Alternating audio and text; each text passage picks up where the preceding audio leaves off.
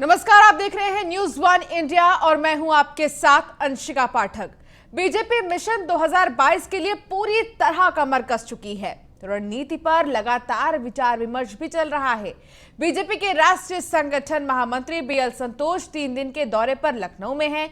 आज बीएल संतोष यूपी सरकार के मंत्रियों से मिलेंगे, तो वहीं सीएम आवास पर देर रात भी बैठक चली, जिसमें राधा मोहन सिंह, दोनों उप मुख्यमंत्री दिनेश शर्मा और केशव प्रसाद मौर्य भी शामिल रहे। किसानों की नाराजगी दूर करने पर चर्चा हुई और साथ ही में कई मुद्दों पर गहन विचार विमर्श हुआ। तो साफ है कि बीजेपी 2022 के लिए पूरे रोड मैप पर अब काम कर रही है। तो वहीं संघ की बैठक में भी तय हो गया है कि बीजेपी की धुरी राष्ट्रवाद, विकास पर ही रहेगी। तो वहीं सहयोगियों को एकजुट रखने पर भी जहां बीजेपी फोकस कर रही है, तो वहीं जितिन प्रसाद की एंट्री के बाद ब्राह्मण मतों को साधने पर भी बीजेपी का जोर है। बहरहाल बीजेपी अपने मिशन 2022 की तैयारी में पूरी तरह जुट गई है। इसी मामले पर आज हम डिस्कस करेंगे। हमारा पैनल है, हमारे पैनल में कुछ खास मेहमान हैं। एक के बाद एक मैं आपको नाम बता देती हूं। राजपाल कश्यप सपा के नेता हमारे साथ हैं। ओंकार नाथ सिंह नेता कांग्रेस के हमारे साथ जुड़ गए हैं। हरीश चंद्र श्रीवास्तव प्रवक्ता भारतीय जनता पार्टी के हमारे साथ जुड़े हैं। मेरा सीधा सवाल हरीश चंद्र श्रीवास्तव से होगा, क्योंकि बात आज भारतीय जनता पार्टी को लेकर हो रही है कि आखिर क्या है आपकी जीत का मंत्र। हरीश चंद्र जी, जो बैक टू बैक मीटिंग्स हो रही हैं, अभी शाम 5 बजे कोर कमेटी की मीटिंग होगी, रात सीएम आवास पर 3 बजे तक मीटिंग हुई, क्या है जीत का मंत्र? भारतीय जनता पार्टी के जीत का मंत्र हमारे यशस्वी प्रधानमंत्री का संकल्प सबका साथ, सबका विकास और सबका विश्वास है। सबको सबकी उन्नति हो, जन कल्याणकारी नीतियों का लाभ सबको बिना भेदभाव को इसके समान रूप से सबको प्राप्त हो, सबको उन्नति के समान अवसर मिले, गरीबों के चेहरे पर खुशहाली हो, उनके चेहरे पर मुस्कान हो, उनकी समृद्धि हो और गरीब आदमी का पहली कतार में आके खड़ा हो विकास की। ये हमारे भारतीय जनता पार्टी के यशस्वी नेतृत्व का ये संकल्प है और इसी संकल्प के साथ भारतीय जनता पार्टी का एक एक पदाधिकारी, एक एक कार्यकर्ता काम कर रहा है। जन कल्याणकारी नीतियां लोगों तक, जन जन तक पहुंचे और जन सरोकारों के प्रति जो भारतीय जनता पार्टी की प्रतिबद्धता है, अंत्योदय को लेकर के जो हमारी प्रतिबद्धता है, उसको लेकर के और गतिशीलता और ऊर्जा के साथ ये संगठन और संगठन के सभी कार्यकर्ता अपने अपने कामों में लगे। इस पे हमारा जो नेतृत्व है उसका मार्गदर्शन मिलता है, वो चर्चा करते हैं और फिर उसी के अनुरूप बूथ स्तर तक के कार्यकर्ताओं को दिशा निर्देश देते हैं और हम सब उसको लेकर कार्य करते हैं। चलिए, उम्मीद है कि जो रोड मैप तैयार किया जा रहा है, जो प्लानिंग की जा रही है, उसी पर काम किया जाए। हमारे साथ और भी खास मेहमान जुड़े हैं। ओंकार नाथ सिंह हमारे साथ कांग्रेस के नेता जुड़े हुए हैं। ओंकार नाथ सिंह जी, आप कैसे देख रहे हैं भारतीय जनता पार्टी की इस तैयारी को, और आपकी तरफ से जो तैयारी की जा रही है, आपके लिए क्या ये चुनौतीपूर्ण लग रही है अभी से? देखिए, भारतीय जनता पार्टी की जो तैयारी है, तैयारी नहीं है, बनाने का काम, चुनाव की तैयारी नहीं। तैयारी आपने देखा होगा, कभी आप ही के चैनल पे ये कहा जा रहा था कि एक ब्यूरोक्रेट आए हुए हैं, प्रधानमंत्री के विश्वास पात्र हैं, उनको एमएलसी बनाया गया है, उनको उप मुख्यमंत्री बनाया जाएगा। फिर बड़ी खींचातानी हुई, बड़े बड़े लोग आए, सबसे बातचीत किए, मुख्यमंत्री से बातचीत किए, मुख्यमंत्री को डराने का भी प्रयास किए, अलग सबसे बात किया, लेकिन मुख्यमंत्री जी ने दस से मत नहीं किया और अंततोगत्वा केंद्रीय नेतृत्व को झुकना पड़ा और एक इज्जत बचाने के लिए उन्होंने संगठन में उनको उपाध्यक्ष का पद भी दिया। भारतीय जनता पार्टी की ये प्लानिंग है, भारतीय जनता पार्टी की प्लानिंग है ओंकार नाथ जी, कि जो भी योजनाएं हैं, जो भी योजनाएं हैं, ये प्लानिंग है तो बहुत अच्छी प्लानिंग है। हाँ, मैं एक चीज और ऐड करना चाहती हूँ इसमें, मैं एक चीज और ऐड करना चाहती हूँ इसमें। भारतीय जनता की ये प्लानिंग है कि जो भी योजनाएं हैं वो जनता तक वो पहुंचाएं और फिर जनता को उसके बारे में बताएं। क्या आपको लगता है जो योजनाएं अभी तक बनाई गई हैं वो पूरे तरीके से जनता तक पहुंची है? उन्होंने कहा हम गरीबों का विकास करना चाहते हैं, तो गरीब तो इनसे पूछेगा ना व्यापार ठप हो गया, उद्योग बंद हो गया, हमें मजबूरन घर पे आके रहना पड़ रहा है, गांव में हम बीमार हैं, हमारा इलाज नहीं हो पा रहा है, ये कैसा विकास है? ये तो गरीब पूछेगा उनसे। और जिस तरह से गांव में स्वास्थ्य व्यवस्थाएं चरमराई दिखी, ये किसी से छुपा नहीं है, आपने भी देखा उसको। तो ये सारी चीजें हम भी देखेंगे, हम जनता के पास जाएंगे, शिक्षा व्यवस्था में क्या कमियां हैं, किस तरह से गड़बड़ियां हो रही हैं वो बताएंगे, स्वास्थ्य व्यवस्था में क्या क्या कमियां हैं हम उसको बताएंगे। जिस तरह से जब कोरोना अपने पीक पर था उस समय कैसे जनता जो है ऑक्सीजन के लिए भाग रही थी, दवा के लिए भाग रही थी, ये किसी से छुपा हुआ नहीं है। और ठीक है, इसके बाद ठीक है, मैं एक बार फिर आपके पास आऊंगी। हमारे साथ राज्यपाल कश्यप जी भी जुड़े हैं, सपा के नेता हैं। राज्यपाल कश्यप जी, सवाल ये है कि भारतीय जनता पार्टी की तरफ से जो तैयारी की जा रही है, जो मंत्र इनकी तरफ से दिया जा रहा है, सेवा ही संगठन है, क्या इस मंत्र से इनकी नैया पार लग पाएगी? आपको क्या लगता है, आप क्या तैयारी कर रहे हैं 2022 विधानसभा चुनाव के लिए? अंशिका जी, अब कोई तंत्र मंत्र जादू टोना चलने वाला नहीं है बीजेपी का। खूब तंत्र मंत्र जादू टोना झूठ साच और जादूगरी कर ली है, बाजीगरी खूब कर ली। अब जनता ने इनकी बाजीगरी जादूगरी को पकड़ लिया है। कि ये सब दिखाते, जैसे जादूगर नहीं दिखाता, रुपए निकाल देगा, कहीं फल निकाल देगा, कहीं सब चीज। तो अब इनकी बाजीगरी जादूगरी जनता ने जान ली है। ये केवल झूठ बोलते हैं, कोई काम इनका धरातल पे नहीं है।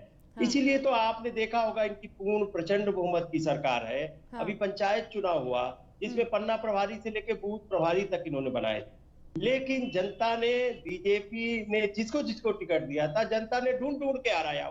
बहुत सी जगह निर्दलीय जीते हैं, समाजवादी पार्टी की भारी संख्या में लोग जीते हैं। कहीं न कहीं देखिए, इनका 5 साल, इनका पूरा कार्यकाल 5वां बजट हो गया, अब तो 4 महीने बचे हैं। और अब डूबती हुई नाव है, अब इसको कोई बचा नहीं पाएगा। ये ठीक है, संतोष जी आए, मैं एक कमेंट ले लेती हूँ आपकी ही बात पे, एक कमेंट में ले लेती हूँ, मैं कमेंट ले लेती हूँ हरिश्चंद्र जी से कि हरिश्चंद्र जी, डूबती हुई नाव है, इसे कोई बचा नहीं पाएगा, सिर्फ नारे ही लगाए जाते हैं, जब काम बोलता है तो नारों पर दाव क्यों खेला जाता है? देखिए, डॉक्टर राजपाल कश्यप जी तो वैसे समाजवादी पार्टी के बहुत ज़हीन प्रवक्ता हैं, और हमारे सिंह साहब कांग्रेस पार्टी के जो दोनों प्रवक्ताओं मित्रों ने जो बात कही, उन दोनों का मैं जवाब देता हूँ। एक तो जो सिंह साहब कह रहे थे कि भारतीय जनता पार्टी को लेकर के, जो मीडिया के आसों को लेकर के वो चर्चा कर रहे थे, तो मैं ये कहना चाहता हूँ कि मीडिया की जो चर्चाएं हैं वो किसी पार्टी की रीति नीति और दिशा नहीं तय करती। और दूसरी चीज, इसी प्रदेश की सम्मानित जनता ने महसूस किया है कि किस तरह से उत्तर प्रदेश के आदरणीय मुख्यमंत्री योगी आदित्यनाथ जी ने और उनकी टीम ने अहर्निश परिश्रम करके कोरोना को बहुत शीघ्रता के साथ और बहुत प्रभावी ढंग से कंटेन किया है। एक समय 10-5 दिन का जरूर था कि जब लोगों के सामने तकलीफें पेश आई, मैं इसको स्वीकार करता हूँ। लेकिन जो लॉकडाउन का फैसला था ना हरिश्चंद्र जी, जो लॉकडाउन का फैसला था वो विपक्षियों को मंजूर नहीं था। कांग्रेस पार्टी ने कई बार इस पर सवाल उठाया कि क्या लॉकडाउन ही है सिर्फ एक ऑप्शन? ओंकार जी, मैं राज्यपाल कश्यप जी की बात का जवाब दिया गया था और सरकारों पर छोड़ दिया गया था। और लॉकडाउन सरकार अपने हिसाब से लगा रही थी, उसमें ऐसी बात नहीं थी कि लॉकडाउन लगाने से कुछ होता है, लेकिन लॉकडाउन लगाने से निश्चित रूप से बीमारी का कंट्रोल तो हुआ ही। हर राज्यों ने लगाया और देखा अपने तरह से फायदा हुआ। विरोध कभी नहीं कर रहे थे, हम तो ये विरोध कर रहे थे इस तरह से जो चीजें ऑनलाइन अब स्टार्ट हुई हैं, पहले क्यों नहीं स्टार्ट हुई? पहले उन सब चीजों को क्यों नहीं किया गया? और जहाँ पे ऑनलाइन व्यवस्था नहीं हो सकती थी, वहां पे दूसरी पद्धति क्यों नहीं अपनाई गई? अगर ये सारी चीजें आप अपनाते रहते तो शायद नुकसान कम होता, और नुकसान जो है आप उसको रोक नहीं पाए। नुकसान तो होता, लेकिन नुकसान बहुत हुआ। आपने चीजों को जब बिगड़ गई तब उसको स्टार्ट करने की कोशिश की, जिसकी वजह से जनता को ये सब भोगना पड़ा है। ठीक है। और अब नए सिरे से आप जब आ रहे हैं तो आप चुनाव में जा रहे हैं, ये तो सब विज्ञापन का बहाना है कि आज फलाने कर रहे हैं, क्या आप मुख्यमंत्री के यहाँ या उत्तर प्रदेश सरकार के पास यही समाचार रह गया है। हाँ। कि वो मीटिंग हो रही है। हाँ। अब क्या कोई शिक्षा की समस्या हरीश नहीं जी, रह गई? जब अब कोई आवश्यकता स्वास्थ्य थी समस्या लॉकडाउन नहीं रह की, गई? जब आवश्यकता थी तब आपने नहीं लगाया, और जब नहीं थी तब आपने अपनी तैयारियों को ज्यादा चुस्त और दुरुस्त करने की बजाय लॉकडाउन लगा दिया।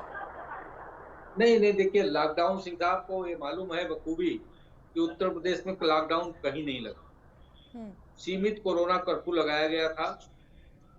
जन जो गतिविधियां थी वो सामान्य थी। वो कोई ऐसी बात नहीं। वो केवल वो स्थान बंद किए गए थे जहां ज्यादा संख्या में एक साथ लोगों को इकट्ठा होने की संभावनाएं थी। बाजार है, मॉल है, इस तरह के जो स्कूल कॉलेज हैं ये बंद किए गए थे। बाकी आवागमन पूरे प्रदेश में सहज सामान्य था। कोई भी अपनी नौकरी पे रोजगार के लिए और उद्योग धंधे सब चल रहे थे। ठीक है, तो ठीक है। अब हम अपने टॉपिक पर आ जाते हैं। ठीक है, लॉकडाउन की बात हो गई, टॉपिक पर आ जाते हैं। हरीश जी, जो मेगा प्लान आपकी तरफ से बनाया जा रहा है उसको सिर्फ विपक्षी नहीं हर कोई सुनना चाहता है। क्या है वो मेगा प्लान आपका, कि इस मेगा प्लान में कौन कौन शामिल है और क्या जिम्मेदारी आप बांटेंगे, आपकी पार्टी बांटेगी? क्या कुछ जिम्मेदारी होंगी जो पदाधिकारियों को बांटी जाएगी? देखिए, जो भारतीय जनता पार्टी के यशस्वी नेतृत्व का जो मेगा प्लान है उसमें भारतीय जनता पार्टी के एक एक कार्यकर्ता शामिल है। भारतीय जनता पार्टी के हमारे जिनके नीतियों सिद्धांतों को लेकर भारतीय जनता पार्टी कार्य करती है, ऐसे पंडित दीनदयाल उपाध्याय जी का जो अंत्योदय का जो उनका सिद्धांत है उस पर भारतीय जनता पार्टी कार्य करती है। और हमारे यशस्वी नेतृत्व का ये संकल्प है कि जो गरीब से गरीब आदमी के चेहरे पे खुशहाली, उसके घर में समृद्धि उस जब आएगी तब ये देश समृद्ध और विकसित होगा। अभी खुशहाली गरीब के चेहरे पे आएगी, मतलब अभी तक आई नहीं है। लगातार उस पे हम काम कर रहे हैं। आप देखिए, पक्का मकान मिला उनको, उनके घर में बिजली लगी। ओंकार जी कुछ कहना चाह रहे हैं? ठीक है हरीश जी, एक सेकंड सुन लेते हैं। ओंकार जी। हरीश जी, जो यशस्वी मुख्यमंत्री जी हैं हमारे, उनको हमारे उप मुख्यमंत्री केशव प्रसाद मौर्य जी क्यों नहीं मान रहे? तो कहते हैं पार्टी अगला मुख्यमंत्री कौन होगा, और जबकि आप लोग कह रहे हैं कि उनके नेतृत्व में चुनाव होगा। तो ये कुछ समझ में नहीं आ रहा, जनता भ्रमित है। नहीं, जनता को कोई भ्रम नहीं है, सब जानते हैं। हमारे यशस्वी उप मुख्यमंत्री जी भी वही बात कह रहे हैं। आदरणीय योगी जी मुख्यमंत्री हैं और नेतृत्व तो उन्हीं के हाथ में है, चुनाव भी उन्हीं के नेतृत्व में होगा। तो यही बात हमारे उप मुख्यमंत्री जी कह रहे हैं। पार्लियामेंट्री बोर्ड तय करता है, ये परंपरा है, ये परंपरा है। तो वो बात वो परंपरा के कर रहे हैं, वो एक औपचारिकता होती है। और जो मुख्यमंत्री हैं उन्हीं के नेतृत्व में चुनाव होता है। तो उसको लेकर न जनता में कोई भ्रम है न लोगों में कोई भ्रम है। सब ठीक है, एक नेतृत्व में। ठीक है हरीश जी। राजपाल कश्यप जी भी हमारे साथ जुड़े हैं, उनसे भी हम जवाब ले लेते हैं। राजपाल कश्यप जी, एक बहुत बड़ा तबका है, लगभग 42% ब्राह्मण वोटर्स हैं उत्तर प्रदेश में, उनको साधने के लिए आप क्या करेंगे? देखिए अंशिका जी, हमारी पार्टी ने ब्राह्मण, क्षत्रिय, वैश्य या दलित, पिछड़े सबके लिए, अल्पसंख्यक से लेकर सबके लिए काम करती है। किसी एक जात विशेष के लिए नहीं काम करती है। इनकी पार्टी यहाँ जात विशेष के लिए काम करती है। मुख्यमंत्री के जात के लोग या 15 लोगों की भर्ती हुई वहाँ बांदा में कृषि विश्वविद्यालय में, तो मुख्यमंत्री की जात के लोग 11 लोग भर्ती हो गए। और ये लोग करते हैं EWS, जो सामान्य वर्ग के गरीब पिछड़े हैं, जो सामान्य वर्ग के लोग, उनके लिए आरक्षण का कोटा था, तो इनके मंत्री कहा जा रहे हैं बीजेपी के। आप बताइए ये कहाँ गया? ये तो नारा देते थे सबका साथ सबका विकास। पूछ लेते हैं हरीश जी, सबका साथ सबका विकास का नारा देते थे, लेकिन एक ही तबके के लोगों पर ज्यादा फोकस करना कहाँ तक सही है? हरीश जी जवाब दें। कश्यप का बेटा कहाँ है? निषाद का बेटा कहाँ है? प्रजापति का बेटा कहाँ है? राजभर का बेटा कहाँ पंचम दल पे है? किस जिले में कलेक्टर है? किस जिले में SP है? कहाँ साहू का बेटा है? वोट तो सबका लिया। कुशवाहा जी का भी, कुशवाहा जी ने तो खूब बैकवर्डों को कहा कि मुख्यमंत्री बनेंगे, वोट दे दो। हरीश जी जवाब दें। हरीश जी जवाब दें। राजपाल कश्यप जी को ये राजपाल कश्यप जी, इसलिए राजपाल कश्यप जी भ्रम फैलाने का काम करते हैं। आप देखिए ना, भारतीय जनता पार्टी में वो कश्यप हो, वो साहू हो, वो राजभर हो, सभी लोग, सभी जाति वर्ग समूह के लोग बड़े बड़े और प्रतिष्ठित पदों पे हैं। राजपाल कश्यप जी को चाहिए कि वो जरा लेंस लगा के देखें, उनको नहीं दिखाई पड़ रहा है। चश्मा अपना बदले। जिस दिन राजपाल कश्यप जी समाजवादी चश्मा बदल देंगे, उसी दिन उनको सच दिखाई पड़ेगा। नहीं, लेकिन समाजवादी पार्टी भी अब भारतीय जनता पार्टी की कुछ चीजों को लेकर ही फॉलो कर रही है ना। समाजवादी पार्टी झूठ का चश्मा लगाए है, इसलिए उनको सच दिखाई नहीं पड़ता। क्यों राजपाल जी, ऐसी कौन सा झूठ का चश्मा है आपके पास? जवाब दीजिए। तो सच का चश्मा लगा लेंगे तो दिखाई पड़ने लगेगा कि राजभर भी, दलित समुदाय के लोग भी, सब पिछड़े भी, अगड़े भी, सभी भारतीय जनता पार्टी के साथ खड़े हैं। केवल झूठ करने वाले, बोलने वाले, केवल भ्रम फैलाने वाले लोग भारतीय जनता पार्टी से दूर है। नहीं, लेकिन हरीश जी मुझे आपसे ये जानना है कि आपकी जो मीटिंग चल रही है, आपकी पार्टी की तरफ से जो मीटिंग चल रही है लगातार, रात 3 बजे तक सीएम आवास पर मीटिंग हुई, आज शाम 5 बजे भी मीटिंग है, तो उसमें किन चीजों को लेकर फोकस किया जा रहा है? क्या 2017 में, 2019 में जिन सीटों पर गलती हुई है, जिन सीटों पर आप नहीं आ पाए हैं, उन सीटों पर काम करने को लेकर आप क्या कर रहे हैं? देखिए, हर पार्टी की अपनी अपनी कार्यशैली होती है, अपनी अपनी रीति होती है। भारतीय जनता पार्टी सभी सीटों पे हम फोकस करते हैं। जहां कोई कमी बेसी है उसको संगठन दुरुस्त करता है। हमारे नेतृत्व के मार्गदर्शन में हम लोग उस पे माइक्रो लेवल पे जाके काम करते हैं और सरकार का फोकस, पार्टी का फोकस लोक कल्याणकारी नीतियों का लाभ जन जन तक मिले। ठीक है, गांव-गांव, गली-गली तक उसका लाभ लोगों को मिले। ठीक है, ये आपकी तैयारी है। ठीक है, ये आपकी तैयारी। मैं दोबारा आपके पास आऊंगी। ओंकार नाथ जी भी हमारे साथ जुड़े हुए हैं। ओंकार नाथ जी, कांग्रेस पार्टी देश की सबसे पुरानी पार्टी है। एक समय पर उत्तर प्रदेश में कांग्रेस पार्टी का भी राज चला है, लेकिन अभी क्यों विलुप्त हो गई है? क्या है आपकी जीत का मंत्र? हमारी समस्या है कि प्रदेश को अन्य लोगों ने धर्म और जाति में बांट दिया है। हाँ, हम पूरा प्रयास कर रहे हैं कि ये प्रदेश धर्म जाति से ऊपर उठे और एक सेकुलर प्रदेश के रूप में जाना जाए। उसके लिए हम प्रयासरत हैं और हम अपनी योजना अनुसार जनता के पास जा रहे हैं, जनता को समझा रहे हैं। और आप देखिए, इसीलिए हम किसी जाति विशेष पर ध्यान नहीं देते हैं। हाँ। हमारे प्रदेश अध्यक्ष श्री अजय कुमार नंदू जी बैकवर्ड कास्ट के हैं और उस बैकवर्ड में भी जिस कास्ट को वो बिलोंग करते हैं उसकी बहुतायत मात्रा नहीं, लेकिन हमने उनको सर्वोच्च पद पे संसद के निकाला हुआ है। वो इसलिए सवाल ये है ओंकार जी कि धर्म और जाति को लेकर बांटा किसने? आपको क्या लगता है किसने बांटा? अगर ये आप समझ रही है कांग्रेस ने बांटा है तो ये गलत है। कांग्रेस ने नहीं बांटा है। कांग्रेस ने कभी मैं सवाल कर रही हूँ आपसे कि आपको क्या लगता है किसने बांटा? ये भारतीय जनता पार्टी की जो मदर ऑर्गेनाइजेशन है RSS, उसने ये प्रयास शुरू किया और हमें कहने में कोई संकोच नहीं कि वो इसमें सफल हुए।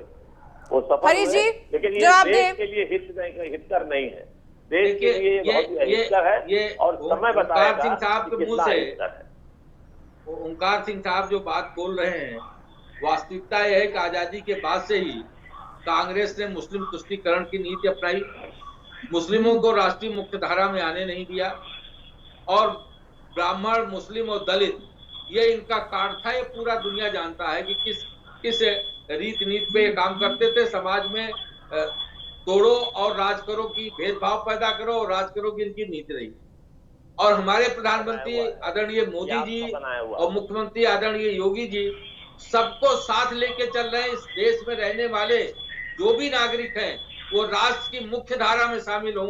ओंकार जी, लग रहा है आपको, क्या आपको लग रहा है साथ लेकर चल रहे हैं? वो हमारे हरीश भाई साहब का बनाया हुआ है। हाँ। और वो ये समझ रहे हैं अगर वो कर रहे हैं तो क्या जरूरत पड़ रही है दूसरे दलों से नेताओं को लाने की? आप बताइए, क्यों जाति को बांधने की कोशिश कर रहे हैं? क्यों और लोगों को लाने की कोशिश कर रहे हैं? आप अगर इतने सक्षम हैं तो आप अपने लेवल पर वो व्यवस्था कीजिए हर जात का आदमी आपको निष्पक्ष समझे, लेकिन आप वो नहीं करते हैं।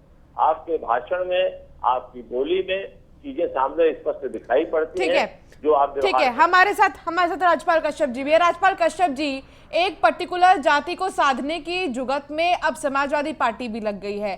क्या रणनीति है आपकी 2022 विधानसभा चुनाव को लेकर? क्या मंत्र आपका है? देखिए, माननीय अखिलेश यादव जी एक जात को जोड़ने में नहीं लगे हैं।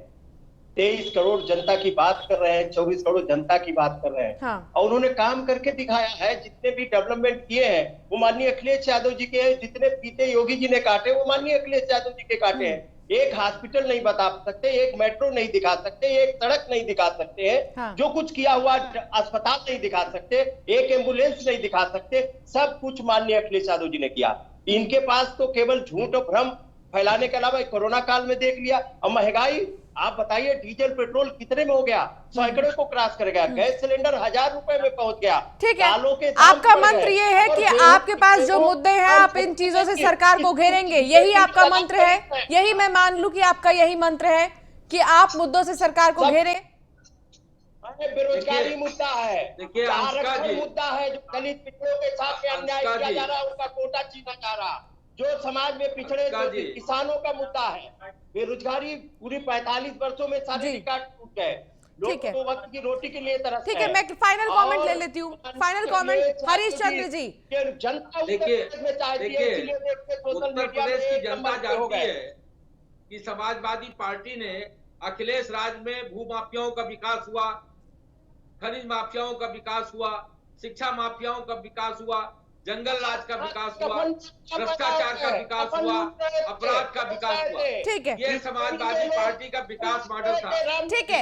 आप दोनों ही पार्टी के जीत का मंत्र जो भी हो आपकी पार्टी का। एक सेकंड मुझे भी मौका दीजिए। एक सेकंड मैं ये कहना चाहती हूँ कि जो भी मंत्र हो आपका, हम ये चाहेंगे कि आपका जो मंत्र हो आप उसी पर अमल करें और जो जनता है वो भी इस मंत्र को समझे, क्योंकि बहुत जरूरी है। जनता यही चाहती है कि ज्यादा से ज्यादा वहीं फोकस हो जहां जरूरी है। विकास की बहुत जरूरत है। कई सारे ऐसे ग्रामीण क्षेत्र हैं जहां विकास की अब भी कमी है, विकास नहीं हो पाया है, और ऐसे में जनता अब भी यही चाहती है 2022 में भी कि ऐसा ही नेता आए जो उनकी कमियों को दूर करे, उनकी परेशानी को दूर करे। आप सभी का बहुत शुक्रिया, आपने समय दिया इस तमाम बातचीत के लिए। फिलहाल इस बुलेटिन में इतना ही। आप बने रहिए न्यूज़ 1 इंडिया के साथ। नमस्कार।